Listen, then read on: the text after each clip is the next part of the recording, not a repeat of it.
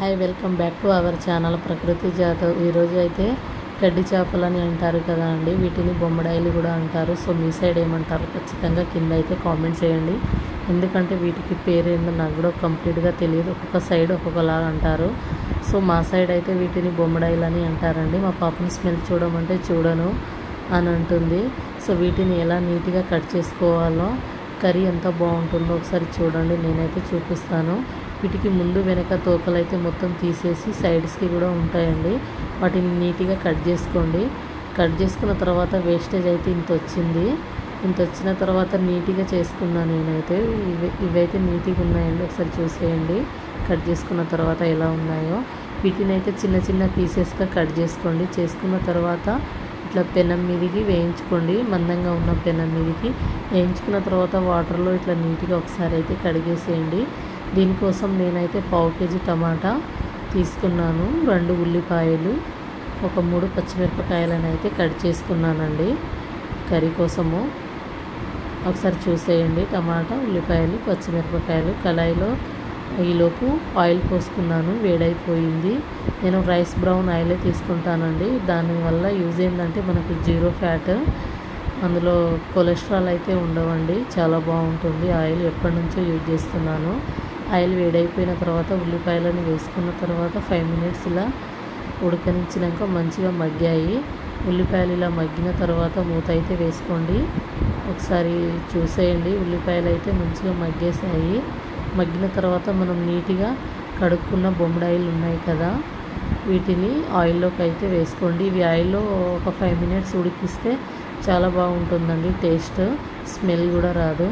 So అందుకని ఒక 5 minutes అయితే ఇలా ఆయిల్లో ఉడికించిన తర్వాత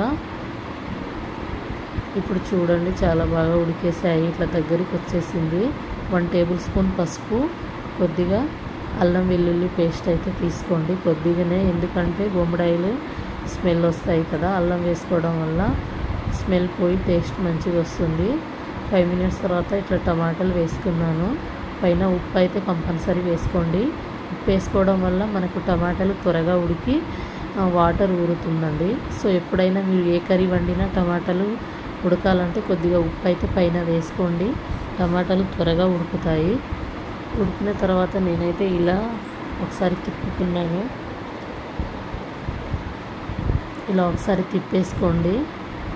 వాటర్ అయితే పోసుకోవద్దండి, ఇందులో ఊరే వాటర్తోనే కర్రీ అయిపోతుంది. మళ్ళీ వాటర్ పోస్తే మనకు కర్రీ టేస్ట్ అనేది పోతుందండి.